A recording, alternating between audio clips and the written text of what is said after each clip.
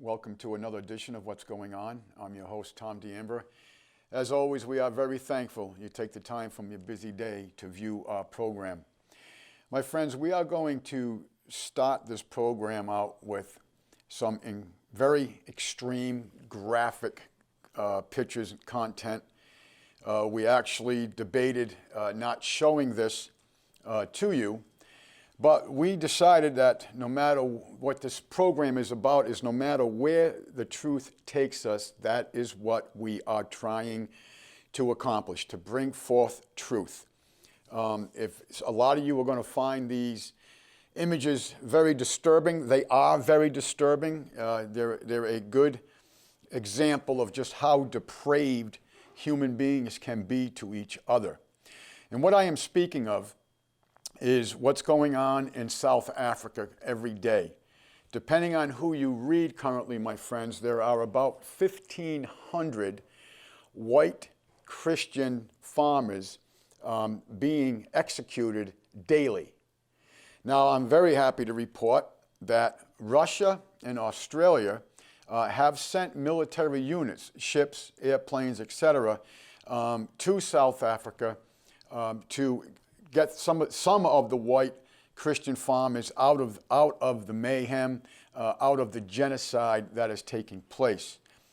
So, my friends, I don't like disturbing people, but like I said, the whole idea of this program from the very first day that we started was to discover and present truth. If you wish to, you can leave the room. We're going to present these. There are 6 images, and we're going to present them currently. So bear with us, my friends. This is very, very disturbing.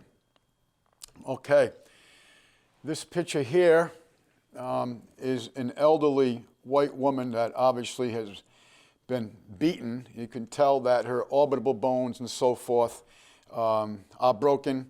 Again, this is an elderly female. So this is what, there's no quarter given to anybody. The government in the black government in South Africa has actually, and we read this to you some months ago. We read this verbatim to you, actually claimed the genocide in legal language. This is being done at the bequest of the government. And if you look in the lower left, my friends, middle left, you will see a graveyard of white crosses. And you can tell that they are ad hoc put in there because of the daily numbers of the white farmers, the Christians that are being executed in South Africa. Now, these get more disturbing as we go, my friends. This obviously is a female white person that has been, murdered. I have no other way for it, no other way to describe this. Very, very disturbing. And this is a collage, if you would, of various pictures that have been taken. And folks, these pictures are all relatively new. This is going on daily in South Africa. As we speak right now, it is going on in South Africa. Okay? And the thing I'd like to ask is, with the United States, I know Barry Soetoro, Barack Obama said that the United States is not a Christian nation. Well, we purport ourselves to be a Christian nation, the biggest Christian nation in the world, and yet we sit idly by and allow this to go on. We sit idly by as we have our proxy wars going on throughout the world, as we can't come to an agreement to even protect our own border while we have thousands and thousands of troops throughout the world in places like the Korean Peninsula and so forth, protecting the border of other countries. Okay, this gentleman obviously was executed from shot in the back of the head. And this is, I tell you folks, if you were given a medical class on wounds, this would be a classic head wound from a large caliber projectile from the back of the head into the front towards the temporals and the peridials and the orbitals, the maxilla and so forth. Very, very disturbing, my friends. These people are being murdered on a daily basis. And again, the United Nations is doing nothing about this either. The United Nations actually, the government in South Africa is controlled by the blacks, and they are Marxist. The government in South Africa are Marxist now, so the UN wants Marxism. They want communism, globalism throughout the world, so they are not going to do anything about it. The next one, my friends, is very disturbing. And if we can present that. This woman, if you look at this picture, my friends, I know this is extremely disturbing, but this is the reality of the depravity of man, my friends. We are in a fallen world. You can see that this woman was tied down to a bed. She was brutally murdered. Her heart was cut out of her. It looks like they at least tempted it through the sternum. And basically the final insult was the cross that ramrodded into this poor woman's mouth. I cannot imagine. I can just tell you, my friends, I am certain that this woman was probably continually raped by these black Marxists that are committing these murders throughout South Africa. So again, my friends, this is the truth of what is going on in South Africa. It's going on daily. Like I said, there are reports of about 1,500 white Christians being murdered in South Africa on a daily basis. And I applaud Vladimir Putin for sending his naval and military forces to bring relief, some relief, limited relief to the white Christians in South Africa. And I also applaud the government of Australia taking action in conjunction with Russia to get as much of these people out as they can. Okay, my friends, we're going to stop right there with them images. Again, extremely disturbing. But again, this is the reality of the depravity of human beings, my friends. This is, as they say, this is as low as we can go. Okay, let us continue. We're going to get into some quotes here. If you've been watching this program, you may have seen some of these before. And I just want to read this out to you. This is from the past comedian George Collins. George Collins had a way of articulating to his people exactly what was going on. And this is his quote. "They spend billions of dollars every year lobbying to get what they want. Well, we know what they want. They want more for themselves and less for everybody else. But I'll tell you what they don't want. They don't want a population of citizens capable of critical thinking. They don't want well-informed, well-educated people capable of critical thinking. They're not interested in that. That doesn't help them. That's against their interest." My friends, I totally agree with that. And how are they doing this? Of course, right away, the indoctrination system, the public school system, I call it the public fool system. You know, there's no more philosophy, there's no more morality, there's no more culture in classes anymore. Matter of fact, they're not even doing math that works. Common Core math does not work. And while we're on that subject, I have for years been asking a school administrator, a school teacher, someone to represent the public fool system to come on this program and give us a class on Common Core math. Hasn't happened yet. Let us continue. This is Mr. George Collins again. "Here's a bumper sticker I'd like to see. We are the proud parents of a child who has resisted his teacher's attempts to break his spirit and bend him to the will of his corporate masters." Now, do you remember the quote? There's actually a couple that have to do with this, but Bertrand Russell, the quote that we read to you, that people are born ignorant And they are made stupid through what? Through education. This is exactly, when you read Charlotte Iserbyt's book, The Deliberate Dumbing Down of America, Charlotte Iserbyt was the Undersecretary of Education during the Ronald Reagan administration. And when she discovered what was going on, she wrote a book, and not only wrote this book, but she also collected all these UNESCO mandates. That's right, my friends. Your public school system is run and controlled by a foreign entity known as UNESCO, United Nations Education, Scientific, and Cultural Organizations. Your local school boards have nothing to do with it, my friends. All the criteria is controlled by this foreign entity. Okay? This is why they don't teach the Constitution anymore, but they teach everything about, the benevolence of the United Nations. But yet the United Nations sits by idly while white Christians are being murdered daily in South Africa and many other countries throughout the world. Okay, let us continue. This is from Barry Goldwater. Mr. Goldwater really made the effort to try to educate the American people as to what was going on in his day. Most Americans have no real understanding of the operation of the international money lenders. The accounts of the Federal Reserve System have never been audited. It operates outside the control of Congress and manipulates the credit of the United States. Now, my friends, we also go along with the whole idea that Amschel Rothschild wrote that give me control of a nation's currency and I care not who makes its laws. And the reason is, my friends, is that if you control the issuance of the currency, the medium of exchange, you control everything. You control absolutely every segment of that government.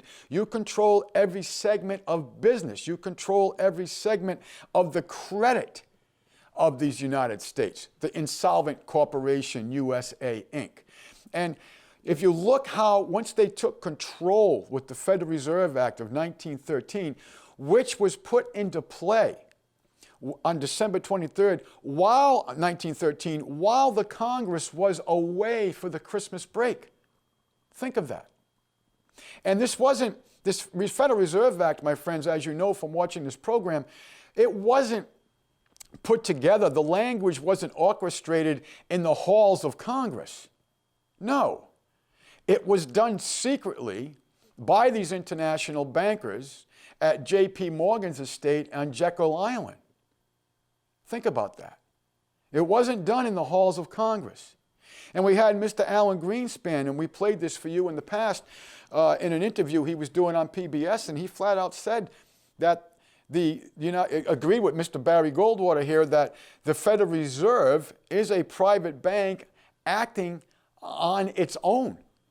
The United States government has zero leverage with the Federal Reserve. It is a private, for-profit banking corporation that has ruined, at one point, the most prosperous, laissez-faire economy known to the history of man.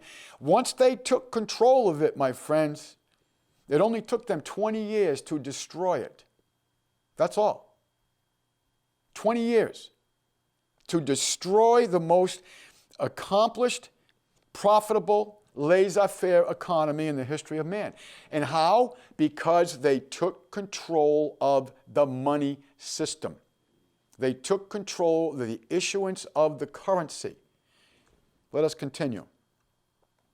Now, has the media done anything about this? Has the media presented this to you? Has the school system presented this to you? Absolutely not. They never get into the subject matter. And now this is Mr. John Swinton. Mr. John Swinton was a former editor in the New York press. And this was a gala. I know this says 1880, that's when he began his career, but this is actually 1924. And let's read this.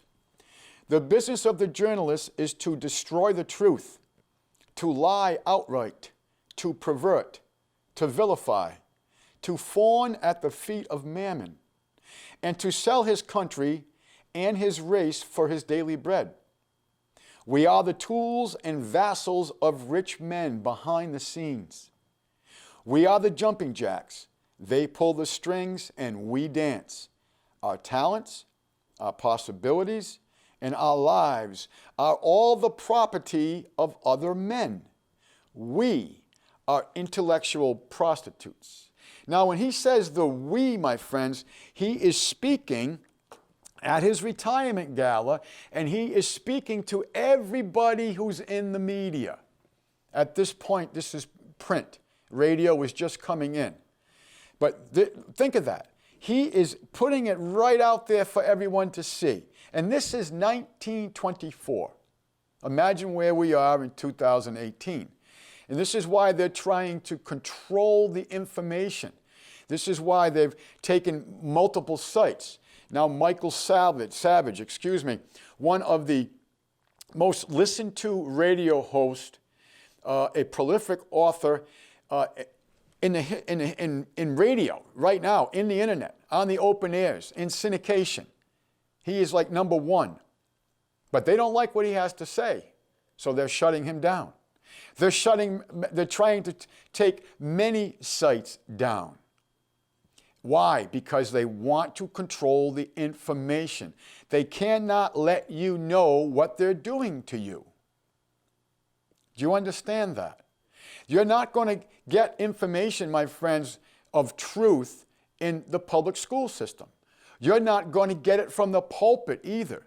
You know, I have a book here, and it's really quite interesting book. It's called The Chaplains and Clergy of the American Revolution. Now, if I have the time, I'll get into this a little bit, but I'll tell you something. When you read what took place at the founding era of our country, and you see what was said from the pulpit and what was done with the pulpit, and I mean going into battles, I mean mustering troops, you're not going to get that today. You're not going to get the language of what the Bible is really about. You're not going to get the language. And why is that? Well, one, because you got the Johnson Act, and because your parishioners, what do they want? They want that money. Money. They need money. And that's their God. As Henry Kissinger said, his God was G.O.D. It was an acronym. Guns, oil, and drugs. That was Henry Kissinger's God. And it's the same thing with the pulpit. If they're a 501c3 IRS entity, my friends, they have to stick to the language of the Johnson Act. And the Johnson Act was put in by LBJ when he was a senator running for the Senate in Texas, because what happened was he was running against a parishioner. And this parishioner was speaking from the pulpit about what was going on with the government and the Federal Reserve, etc. So what they did was they made the Johnson Act, because if you want this tax break, if you don't want to pay the taxes, then you're not going to speak about the policies or any implications about the government. And this is why it's the same mundane thing every week, coming from the pulpits in this country. Because they are emboldened to the Johnson Act. For what's their number one thing? It's not to serve its people, not to preach the Word of God in its full entirety. It is what?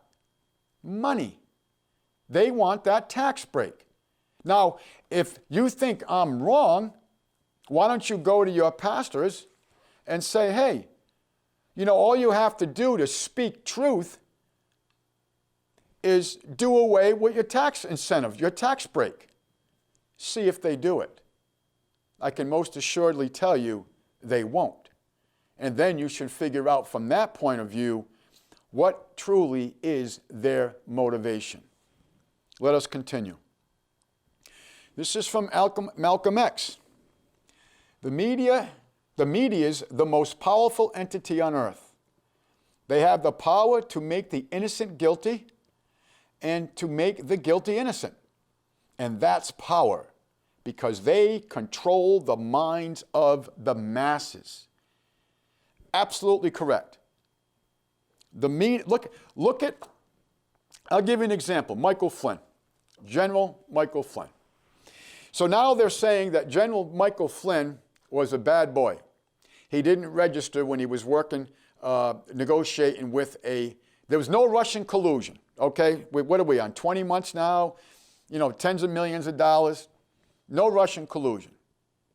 But they had to get something.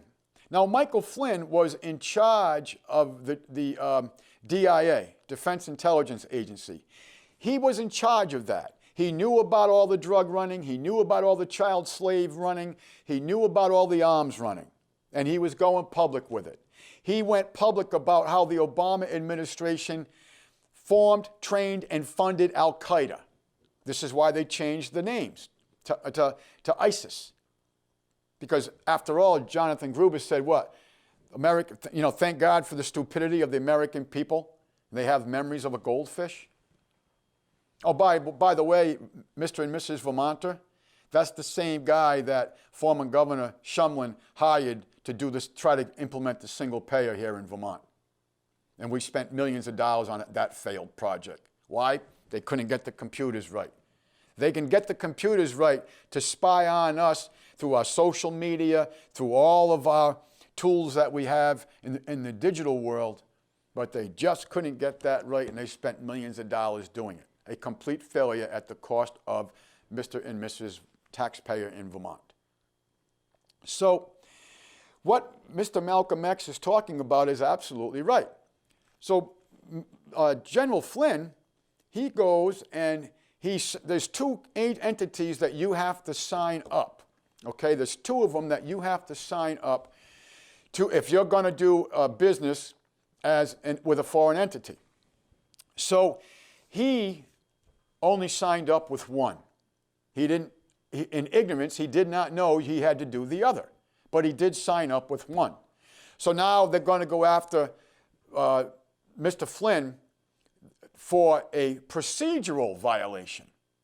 But when I did some reading on this, I got to thinking, boy, I remember when the Podesta brothers were operating with foreign entities in, I think, 6 different countries and never signed with either entity as foreign agents.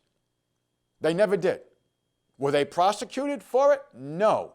They were allowed to sign up with the 2 entities that they had to post facto.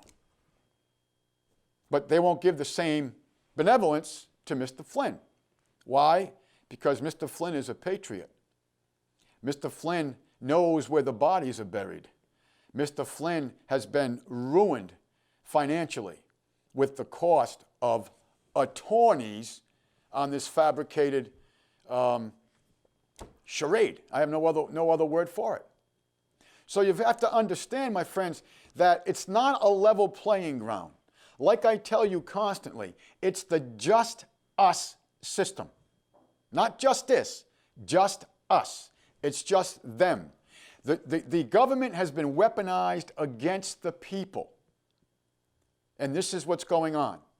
And the media is the main orchestration of that mechanism on the people.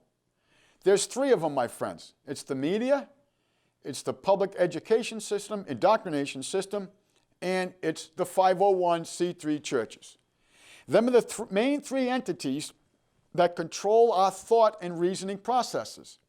And of course, with the dumbed down education to the American student, folks, how do you expect students to be able to go through a reasoning process of looking at evidence presented to them, thinking outside the box, combing through that evidence and coming to a determination? They can't even count change back to you, my friends, if the machine doesn't do the thinking for them. Certainly, they're not capable of going through a reasoning process of truth and coming to a determination. They are not capable of it. Why? Because our highly priced indoctrination has made it that way. Bertrand Russell. Man is born ignorant, but made stupid through education. And this is the man who is literally the father, or the grandfather now, if you would, of the current education system in the United States.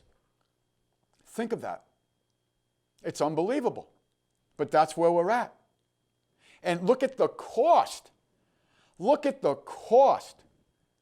You know, I've gone through this before. The amount of money that goes into the indoctrination system in this country is unbelievable. It's really incredible. All meant to be that way. Let us continue. And this is Samuel Clemens. You know him as Mark Twain. It's easier to fool people than to convince them they have been fooled. Well, of course, now we get into ego and pride and so forth, because our pride doesn't allow us to accept the fact that we've been played. It's a very tough thing to swallow. And a lot of times your pride and your ego will get in the way again of that determination. Okay. Folks, now we're going to get into something a little different.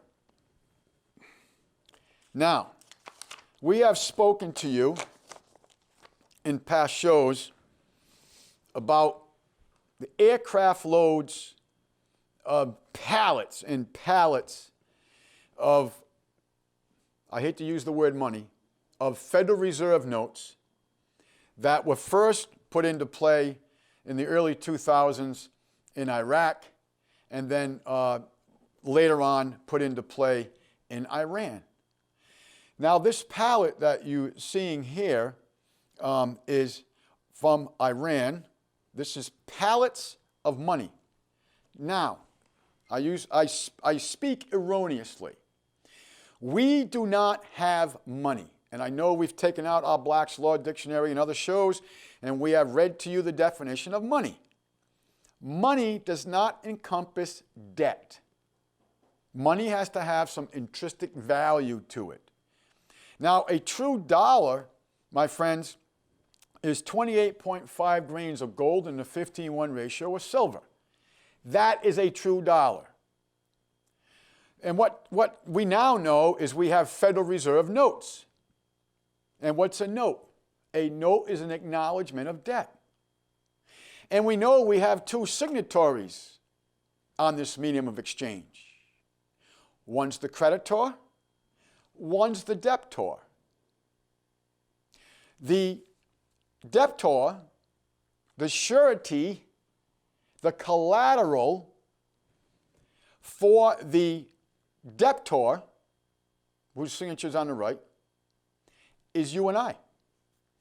Our sweat equity, we have been bonded through our birth certificates, and we've done show upon show upon show of this. We've gone through all the mechanics of this.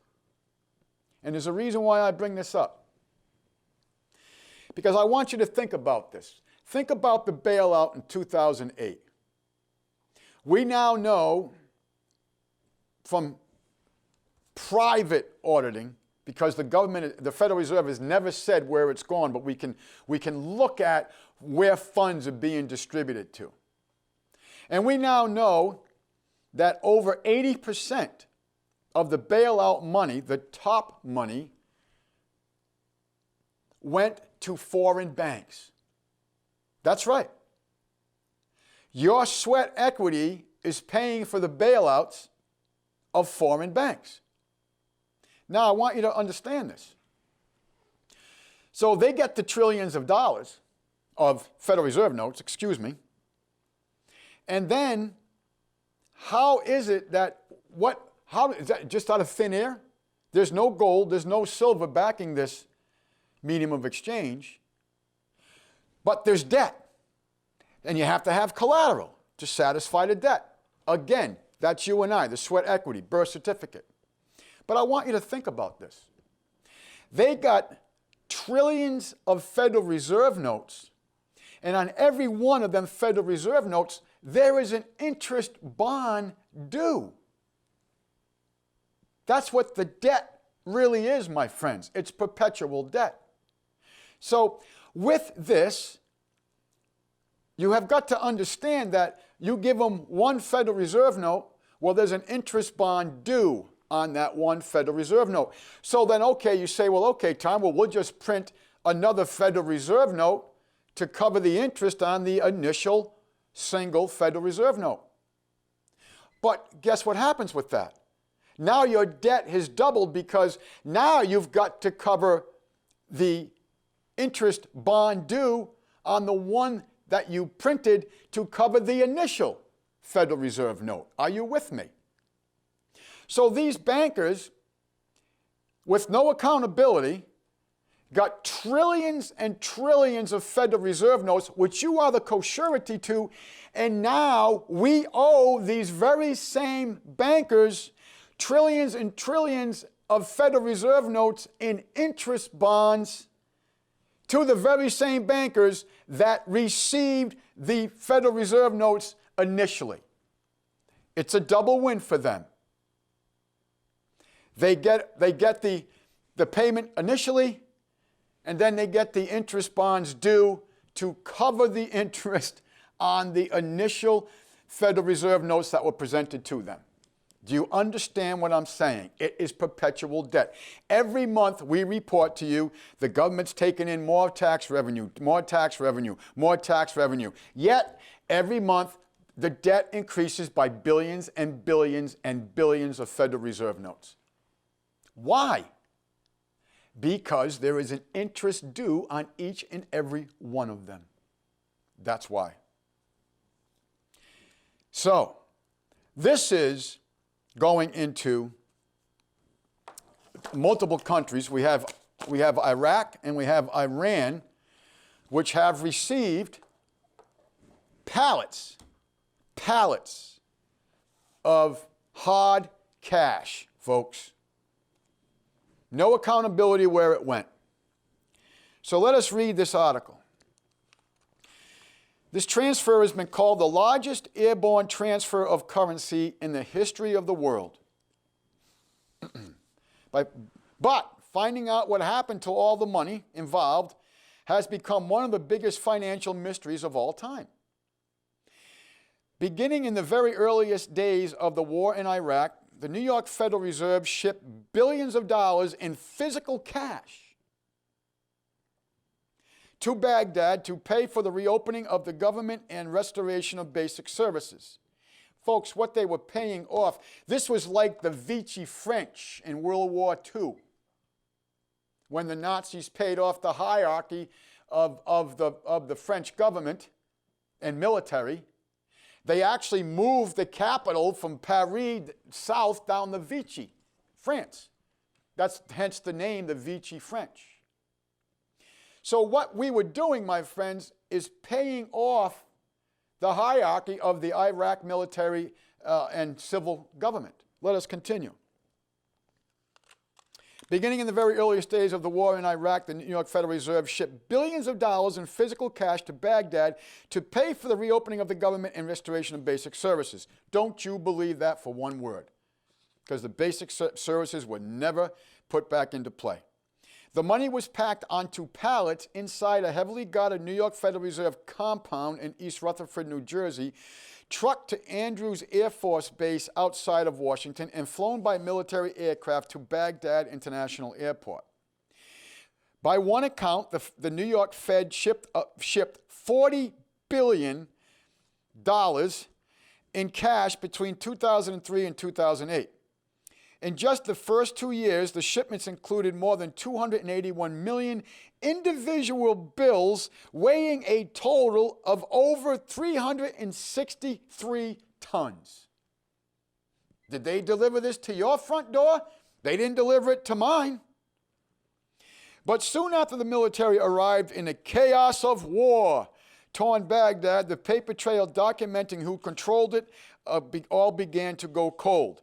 Since then, investigators have spent years trying to trace trying to trace what happened to the enormous amount of money shipped in the frantic days of the occupation of Iraq. Although there have been hundreds of pages of reports, congressional hearings, and inquiries from Washington to Baghdad, no one in Congress, a special Inspector General's office, the Department of Defense, or the Iraqi government itself can say with any certainty what exactly happened to all of that money. Much of it may have been spent on the things it was intended for, but billions of dollars may have simply been stolen.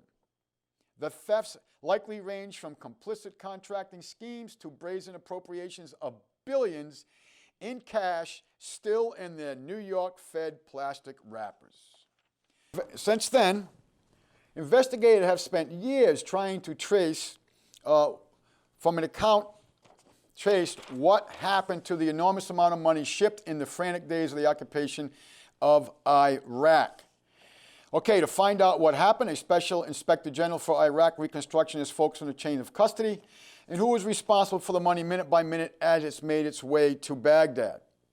And although the money was handled by a variety of trained American officials and military officers in the first legs of its trip halfway around the world, CNBC has learned that something unusual happened on the Baghdad side of the transaction. Now, each of the money flights to Baghdad was met at the airport in Iraq by a same individual.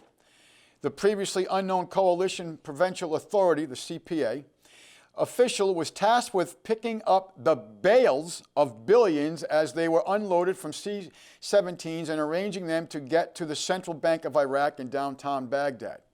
It was a perilous journey of about 7 miles over a road the U.S. military called Route Irish, through territory often controlled by insurgents. Travelers faced the threats of rocket-propelled grenades, mortars, car bombs, IEDs, etc. Transit was so dangerous that returning American GIs often posted YouTube videos of their trips on Route Irish just for the bragging rights of having been there. CPA, now you know what, folks, if they had said route fill in the blank, that would be politically incorrect. But because it's the Irish, it's okay. We don't say nothing about it. We let it go. The CPA official was a stocky, middle-aged, naturalized American citizen of Lebanese descent who was born in Saudi Arabia. His first name was Basil. At his request, CNBC has agreed to withhold his last name for the story. Basil ferried cash in Baghdad for a CPA in the American Embassy from 2003 until 2008. All totaled, handling over $40 billion in cash. His job had made him the very last American to see that money before it disappeared into the vaults of the Central Bank of Iraq. And it may have made him the only person in the history of the world to oversee the movement of $40 billion in cash in a combat zone. It doesn't seem that anyone in the U.S. government planned ahead of time to put so much responsibility and temptation into the hands of just one man. Former Republican Connecticut Congressman Christopher Shays co-chaired the Commission on Wartime Contracting, digging into waste, fraud, and abuse in Iraq. He has traveled to Iraq scores of times to oversee U.S. efforts there. Shays did a double take when CNBC told him how much money Basil said he handled in Iraq. Wait, one person, Shays asked. One person received over $40 billion? Asked what he thinks about that, Shays said, it just blows you away. Okay. The enormous undertaking of moving the billions began in the heavily guarded Federal Reserve compound on 100 Orchard Street in East Rutherford, New Jersey. There, carefully screened employees loaded pallets of cash into tractor trailers for their journey down I-95 towards Washington, D.C. The money came from an account held at the New York Fed called the Development Fund for Iraq, which was made up of billions of dollars in Saddam Hussein's financial assets that has been frozen under various U.S. global sanction regimes. They weren't taxpayer dollars, but the U.S. government was responsible for making sure that they got where they were going. A typical pallet held 640 bundles, which the handlers called bricks, with 1,000 bills in each bundle. Each pallet weighed over 1,500 pounds, and they were separated by color. Gold seals were used for $100 bills, brown seals were used for $50 bills, and purple seals were used for $20 bills. The operation was handled with the utmost secrecy. Just imagine what could happen if the mafia found out which trucks held the money. Really. See, they play with you. They're playing with you here, folks. Playing with you. The chain of custody of the cash was rigorously documented as it left custody of the New York Fed and was signed over to Air Force officers who oversaw the loading of C-17 transport planes and flew with the bales of the money on the long flight to Baghdad. When the cargo holds were unloaded in Baghdad, Basil was there, but his presence on the receiving end of the largest airborne currency transfer in history began almost entirely by accident. Okay, as a fluent speaker of multiple Arabic dialects, Basil had come to Iraq as a civilian with the American military. Both he and his former boss say Basil was sitting in a waiting area in Saddam Hussein's palace in early 2003, waiting for his first assignment. While he was waiting, a U.S. Treasury official burst into the room looking for a translator. "I have a situation here," the official said. Basil raised his hands to help. Soon he found himself wrangling with a crew of Iraqi truck drivers who had been told to make a delivery to the Central Bank of Iraq. But the bank was closed for the night and they did not understand their instructions their American overseers were trying to impart about where to store their trucks. Basil intervened, untangling the confusion. Okay, impressed, the Treasury official David Mummy recruited Basil on the spot. Mummy said he soon put Basil in charge of meeting the cash flights from Washington at the Baghdad airport, largely because he found Basil to be trustworthy. He proved himself to be very reliable, Mummy said of Basil in an interview with CNBC. Very competent, very committed, and he performed a great service during the time that I was there. I'm not surprised that he turned out as good as he did, Mummy said. I think it's one of the many examples we hear of people being in the right place at the right time and finding their calling really by circumstance. Basil said he brought 2 senior Iraqi government officials with him to the airport for each flight. And those people signed the receipts presented by the Air Force officials for the money, witnessing each other's signature. It was for the government's protection and his own.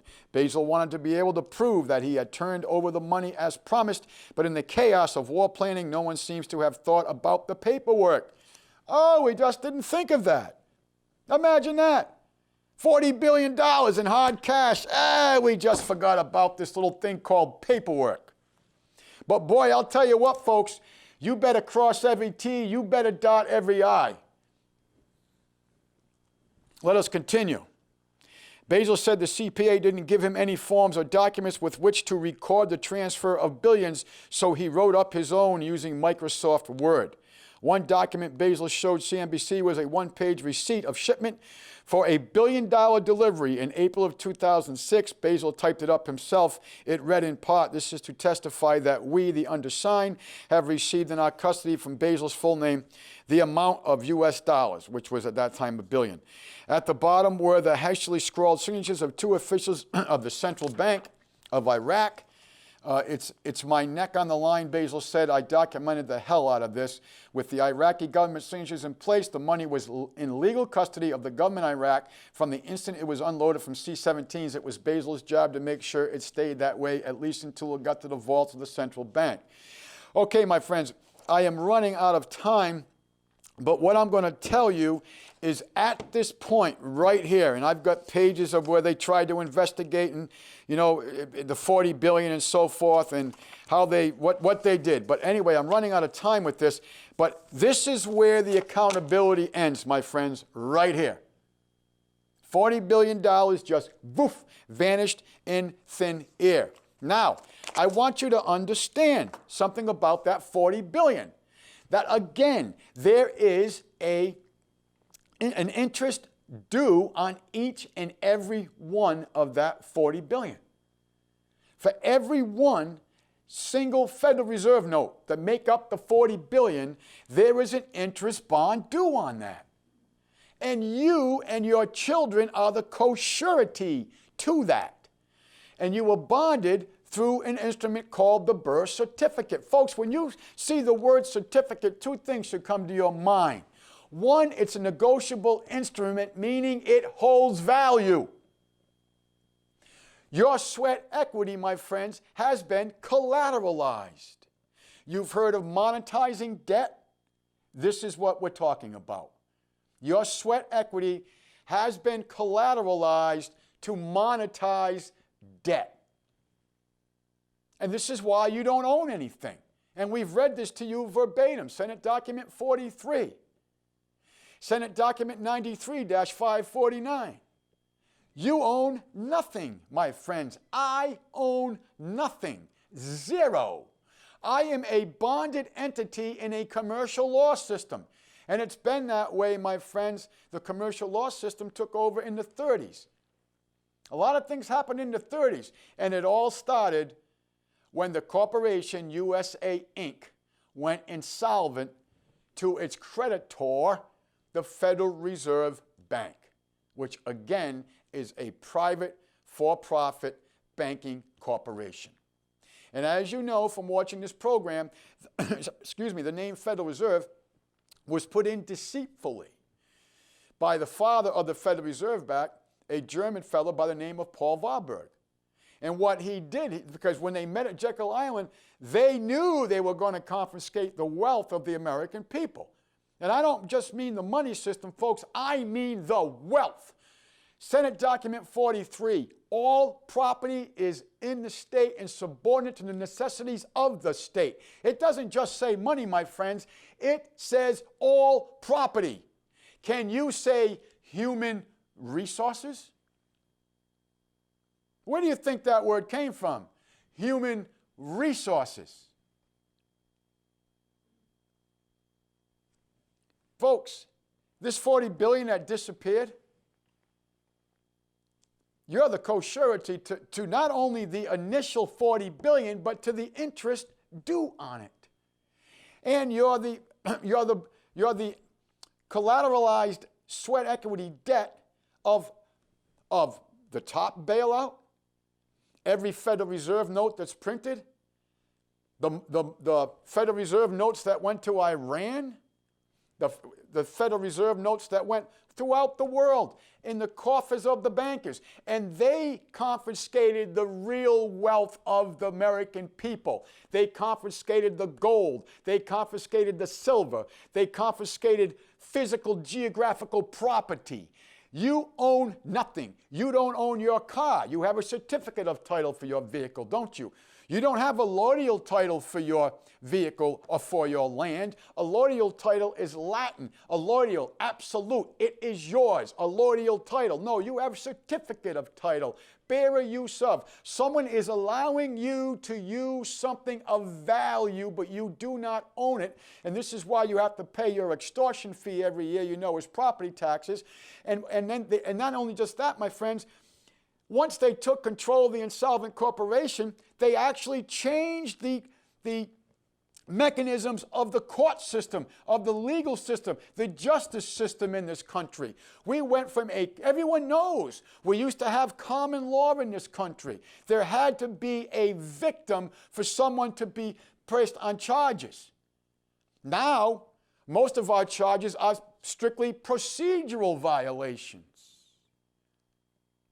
Your license was expired. License, a French word, lancer, to what otherwise would be giving permission to which otherwise would be unpermissionable. The first licenses, my friends, were issued when people started marrying outside of their religion. They actually went and got a license to get married. You still get a marriage license, don't you? Even today. It's registered with your city hall or your town clerk, isn't it? Because you don't own anything, folks. We're in a commercial law system, law mercantile, and if you're bonded, you're what? You're a debtor. You have no rights. We have merely benefits, and benefits can be altered and or taken away. Do you understand what I'm saying? And this all orchestrated, my friends, from having control of the issuance of the currency. That is the mechanism. And it's the mechanism today. And I'm very, very excited to hear President Trump, and we spoke of this a couple of months ago on this program, where he said that, because of the fact that the Federal Reserve is trying to destroy the economic rebound that this country is experiencing by taking the shackles off the American economy through all the free trade agreements of the globalists. Folks, Trump has not implemented one economic policy that is uniquely his. All he has done is release the shackles that were put on the American economy through the controlling of the issuance of the currency and all these free trade agreements and etc. That's all he's done. But the Federal Reserve did not raise rates for the entire 8 years that Obama was president. But now they're raising them constantly while under the term of President Bush. Of President Trump. Boy, I apologize for that. Think about that. Why is that? Because, folks, all issues come down to what? What I call pocketbook issues. And if people are working, if people are prosperous, guess what? That doesn't work for where the globalists want us. The globalists want us in a state of Venezuela. What was that? That Donald Trump Jr. said? Americans, want to walk their dog, not eat their dog. That's exactly what's going on in Venezuela. There are no more dogs. Hell, there aren't even any city pigeons in Venezuela anymore, my friends, because they've all been eaten. So we've got to understand that all of this is a mechanism of controlling the medium of exchange. And you've got to understand, mothers, that you bonded your children through an instrument called the birth certificate when you were in the hospital and you're in the OBGYN clinic and you just want to get out of there. You want to take your baby and vamoose. You want out. I understand it. But see, we're Americans. We don't read contracts anymore. Sign here, sign here, sign here. Yeah, guess what, Mama? You just bonded your child. And when the child became old enough to negotiate contract, the child is ignorant that he is bonded. Now the adult is ignorant that he's bonded. It becomes what? An implied contract because you did not sever your relationships with that. Folks, this is where we are in this country. And it's all being controlled by these international bankers. And we're gaining in information and we're gaining in knowledge, but there is a real push on to shut down the avenues of information that are out there, including even defunding public access, as we spoke to you about a couple of weeks ago. So, my friends, we're very thankful you take the time from your busy day to view our program.